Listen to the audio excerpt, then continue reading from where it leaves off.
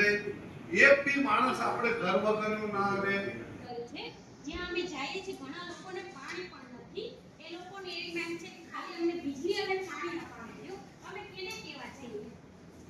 મેં વાત કરી હતી કે સર તમે એની સાથે આવો, એને તમે વાત કરો અને એમને લોકોને પાછા જોડો, જેમ કે લાયક છે ને મળે બધું.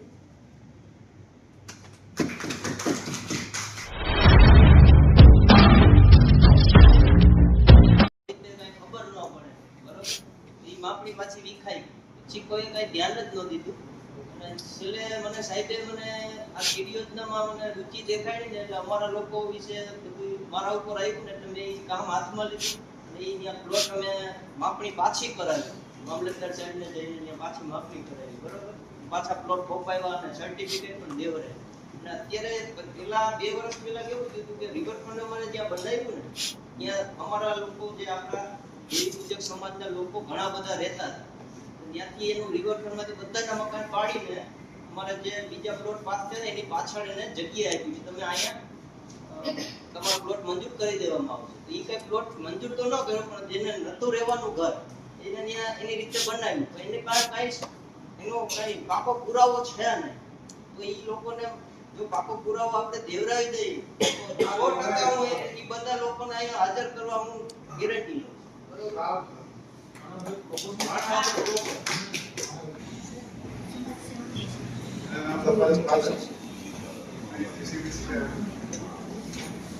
एक्चुअली मैं यहाँ पर सिस्टम कनेक्टेड हूँ. मेरा काम है जो भी एंटी का यहाँ काम कर रहा है उसको मॉनिटर करना और जो समस्या है उसको हमको उचित पहुँचाना. मेरा इंटरेस्ट यही रहता है आप लोगों से कि भाई जो भी काम आप लोगों को मिला है उसको ईमानदारी से करना है. कोई प्रॉब्लम आता है तो आपके जो न्यूज़ वाले हैं उनको बताएंगे, हम रिक्वेस्ट करेंगे उसको सॉल्व करेंगे.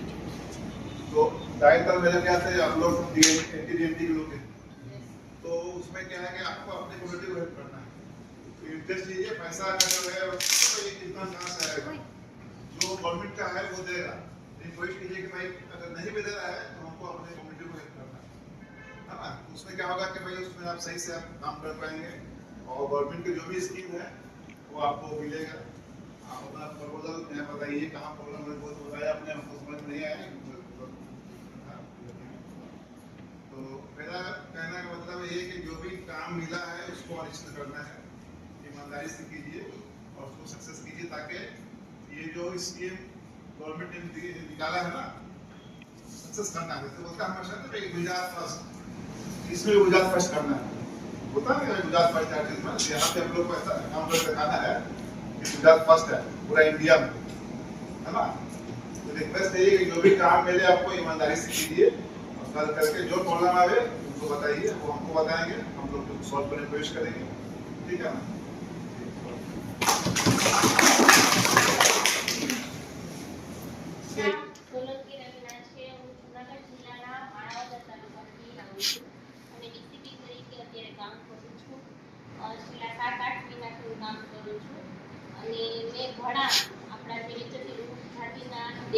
સમાજ વાકલી સમાજ જોયા છે બેનો ભાઈઓ, પણ એમ કહીએ કે આપણે થોડાક સારા લેવલ ઉપર જીવીએ છીએ સર. અત્યારે મેં વેરાવળ જિલ્લામાં જ્યારે વિઝિટ કરી ને તો મને આમ બહુ અંદરથી આમ આપણે કહીએ અંદરથી પેટ પડે એવું લાગે, કારણ કે એમના 2 માળના મકાન હતા એ પાડી નહીં ખાતા. અત્યારે એ લોકો ઝૂંપડામાં રહે છે, આપણે નારિયેળીના પત્તા નાખીને રહીએ છીએ એવી રીતે રહીએ છીએ. એટલે અમે એને ખૂબ આશ્વાસન આપ્યું કે અમે જો આગળ અમને જવા મળશે તો અમે ચોક્કસથી તમને ઘર મળે, રહેવા માટે જગ્યા મળે એવું ચોક્કસથી કરશું. 100% મળશે. આ તમે એક કામ કરો, એનું બધા ફોટા એની યાદીઓ બધી ફોટા છે અમારી પાસે. રાજ્યના પાર્ટી મારી મુખ્યમંત્રી જોડે મીટિંગ થવાની છે. હું આપણે હવે ટેસ્ટ મેચ નો જમાનો ગયો, હવે 2020 નો જમાનો આવી સુપર ઓવર. એટલે આપણે ધીમું બેટિંગ કરવું જ નથી. આજે વર્લ્ડ કપ જીતી ગયા ને ચોક્કા ચક્કા મારીને, એમ હવે આપણે બધા આટલા વર્ષ જીતી ગયા, હવે આપણે બહુ સ્પીડથી આપણે જવાનું. એમાં નગરપાલિકા કે આપણે ઈ પૂછે છે કે વાઘરી કરું એટલે ઈ એને આટા જ ખવડાવી દેના પછી આવજો તમે એવું તમે એવા મામલતદારના મને નંબર આપો. ચોક્કસથી ભણાવવાને થેન્ક યુ નિવાસી આશ્રમ શાળાની અંદરની સાથેથી બાળકને દૂર મૂકવાની તૈયારી હોય.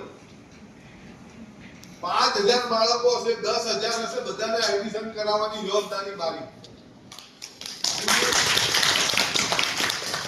આદર્શ નિવાસી જે શાળાઓ છે બક્ષી પંચની એ રોલ મોડલ છે અને દરેક જિલ્લાઓમાં છે.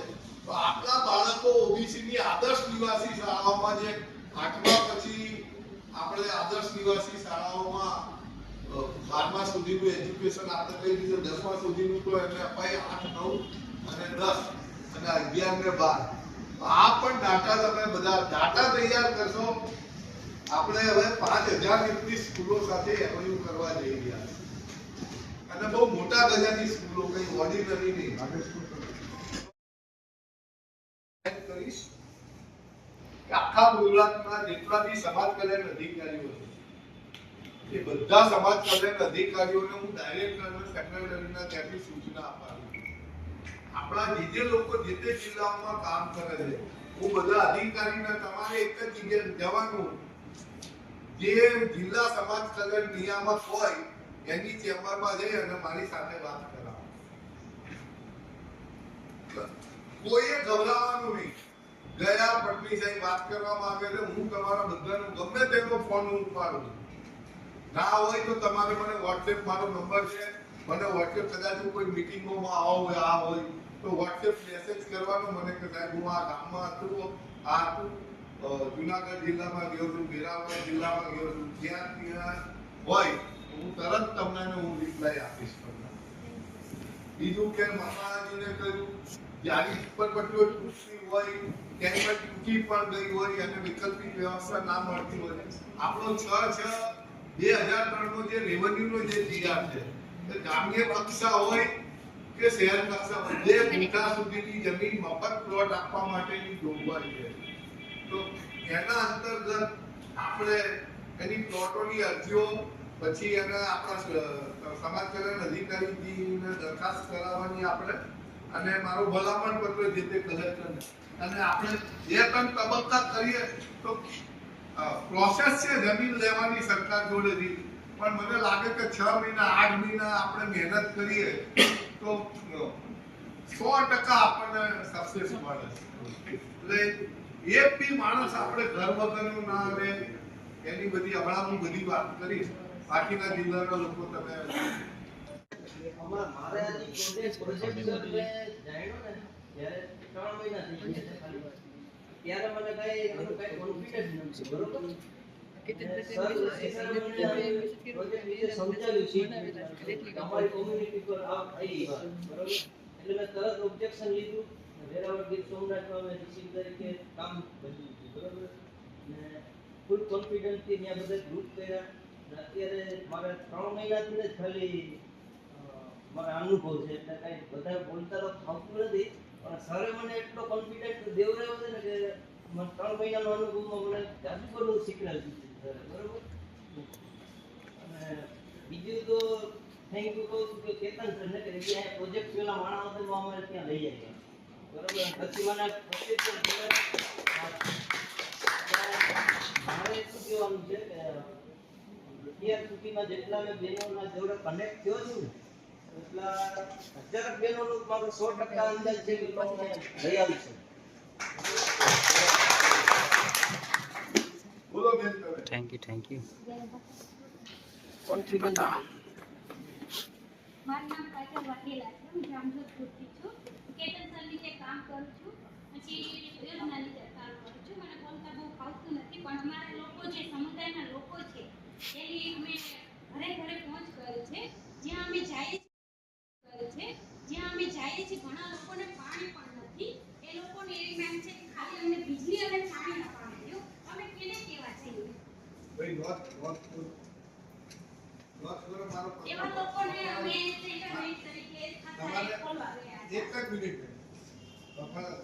તમારે જેટલા બી ઇસ્યુ હોય ને જે તે કલેક્ટર આપે મારા લેટર કરી હું તમને પત્ર તમારા તૈયાર મારી સહીઓ લઈ જાય જેથી કલેક્ટરને જેને કમિશનરને ટીડીઓને ગમે તેને આખા ગુજરાતમાં પાન ઇન્ડિયામાં ઓલ ઇસ્યુઝ પર પત્ર લાઇટ ડિપાર્ટમેન્ટનો કોઈ પણ ગમે તે ડિપાર્ટમેન્ટનો પ્રશ્ન હોય મારો પત્ર તમારે લખી દેવાનો અને સર એ લોકોને એમ છે કે ભાઈ અમને પાણી આપવા પાણીનું એ લોકોને અમે જોઈન કર્યા હતા જેને અમે નાના બાળકો છે અમે મજૂરીએ જતા હોય છે જે રોજ પાણીને લઈ આવતા હોય ખાતા હોય છે એવા લોકોને અમે સેન્ટ્રલ બેંકે લઈ ગયા હતા જ્યાં અમને ખાતા ખોલવામાં બહુ દિક્કત આવી તે લોકોને એમ થયું કે આ બધું ખોટું છે અમને તમે લઈ જાઓ છો ને હેરાન કરો છો ને એ લોકો નીકળી ગયા તમને ખૂબ ઓછું લાગ્યું મેં સર આવ્યા હતા આપણે મેં એમને વાત કરી હતી કે સર તમે એની સાથે આવો એને તમે વાત કરો અને એમને લોકોને પાછા જોડો જેમ કે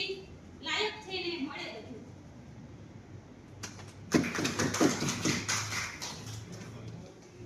મારું નામ પરમાર રૂપાલી છે. હું ઉત્થાન સંસ્થા સાથે જોડાયેલી છું છેલ્લા 4 મહિનાથી અને મારા સમુદાયમાં દેવી પૂજક સમાજમાં કેટલા લોકો એવા છે જેમને પાસે એનું ખુદનું કંઈ છે જ નહીં. અત્યારે છે એ લોકો પાસે પણ ખુદનું નથી. એની પાસે જે અત્યારે ઘરમાં રહે છે એ લોકો પાસે એના ડોક્યુમેન્ટ નથી. એ લોકોએ મને હું મંડપ બનાવવા ગઈ મોટી માળ એમ કલાણા તો એ લોકોએ મને એમ કીધું કે અમે જ્યાં રહીએ છીએ એનું અમારી પાસે પાકું ડોક્યુમેન્ટ જ નથી. અમારે એ જોઈએ છે અને પ્લસ એ લોકોના જે ચાઇલ્ડ છે એ લોકો પાસે સ્ટડી કરવા માટે પણ પૈસા નથી સર. તો આપણે ગુજરાત પોર્ટલ ઉપર ફોર્મ ભરાય છે મને હું પણ સ્ટડી કરું છું એટલે એક મેં એ લોકોને સજેસ્ટ કર્યું કે તમે આમાંથી તમે ફોર્મ ભરી તમે સ્કોલરશિપ લઈ શકો છો. એ પણ કરાવ્યું અને એ ફોર્મ પણ મેં જ ફિલ કરી દીધું હતું ત્યાં જ એ લોકોને. પ્લસ એ લોકોએ મને કીધું કે અમારે આ લોકોને પાણી નથી અમારે કશું કંઈ છે જ નહીં લાઈટ આવે તો જ આવે. Thank you. વાત કરી હવે ડોક્યુમેન્ટની કોઈ પણ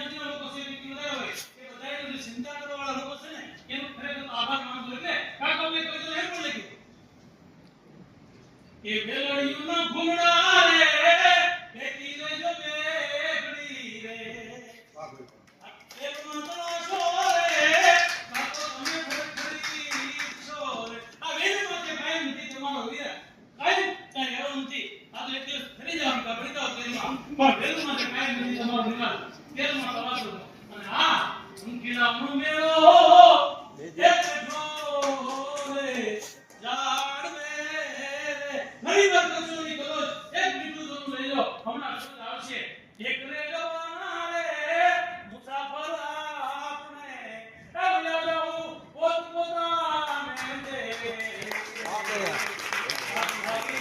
એ ઉતાવળી રે હમણાં કેસમ આવશે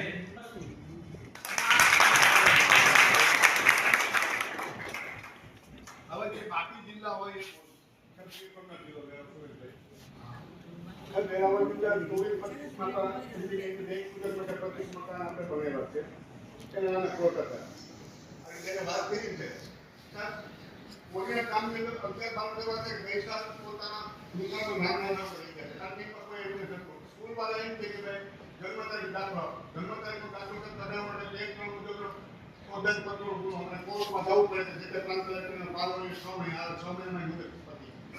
એના માટે તમે વાત કરી ને ફોર્મ ભર્યું છે 2 વર્ષની ફોર્મ ભરી નાખ્યા છે જ્યારે નગરપાલિકા સર્વે નંબર નાખ્યો ત્યારે કીધું કે અમારે તમે એમ શીખ્યા નથી મને એવો જવાબ આપ્યો થોડોક ટાઈમ પછી કે તમારે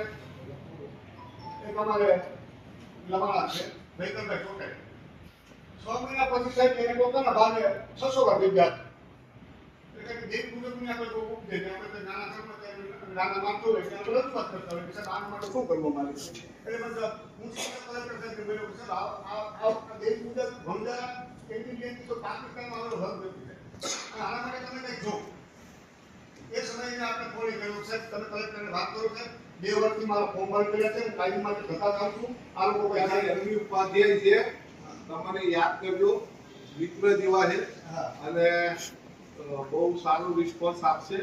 આપણે શું છે કાર્ય કરતા હોય અમુક વખત બોલીએ તો આમ પાછળ પડી જવું એની જો પાછળ પડી જઈશું મને લાગે છે હું ગીર સોમનાથમાં રિઝલ્ટ લાવીને રહીશ. ચલો બીજા બોલો જુનાગઢ જિલ્લાના માણાવદર તાલુકાના બધા મંડળના આગેવાનો એવું છે કે બધાયના ઘરે પાણી ગળી ગયું હતું. નગરપાલિકાના માણસો એને બધી લખાવી ગયા છે પણ કાંઈ સહાય તો મળી નથી એ લોકોને. બધા લોકોનું એ જ કહેવાનું. આખા ઘર ડૂબી ગયા હતા એટલું પાણી આવ્યું. બધાયના ડોક્યુમેન્ટ તો લઈ ગયા છે પણ કાંઈ સહાય તો નથી મળી. કયો તાલુકો હા બોલો બેન. સર હું રાજકોટ જિલ્લામાંથી ઉપરેકામાંથી ડીસીપી બોલું છું. મારે જયપુર મિટિંગમાં ગઈ હતી હું. ત્યાંથી જ એ લોકોનું એ છે કે અમારા 150 છોકરા છે એ સરકારી સ્કૂલ અમારી બહુ આખી છે કે એમની હિસાબે ભણી નથી શકતા એ કે અમને ખાલી એમનું કરાવ્યું તો અમે બીજી ગમે તે સહાયતા નથી જોતી એ કે ખાલી એને છે ને કઈ જગ્યા કીધી? જેતપુર. જેતપુર. હા જેતપુરમાં છે એ સરકારી સ્કૂલ બહુ આખી છે ત્યાંથી. પછી છે ને એમને ત્યાં છે ને હોસ્પિટલ છે સરકારી ત્યાં એ લોકો જાય છે પણ એમને સરખું કંઈ એમને ત્યાંથી કામ નથી કાઢી શકતું એમ કે અમારે કામ ચાલુ છે થોડાક દી માટે આપણે હોસ્પિટલ બંધ છે આ છે ગમે ત્યારે પણ કંઈ પણ જરૂર પડે ને ત્યારે એમને ત્યાંથી નથી કંઈ દવાઓ મળી શકે. એ લોકોએ અમને એ વસ્તુની માંગ કરી છે કે અમને ખાલી આ બે વસ્તુનું કરાવી દો. બીજું તમે આ સંમેલનમાં શું કરશો? બહેનોને લાવવાનું એમને હું કહીશ કે ભાઈ આ વસ્તુમાં તમે જોડાવો અંદર આ જોડેલા તો છે પણ તમે મિટિંગમાં આવો. હજી એ લોકો એટલો બધો ભરોસો નથી કરતા કે એનું આધાર કાર્ડ લીધું છે તો એ ઉપરથી એટલો બધો ભરોસો નથી કરતા તો પણ એને હું મનાવીશ કે તમે આવો આ વસ્તુમાં કે જાણ કરો કે એમાં શું શું મળે છે ને શું શું ફાયદો તમારા માટેનો જ છે એ વસ્તુ. સ્પેસિફિકલી અહીંયા આપણા ભાઈ પ્રવીણભાઈ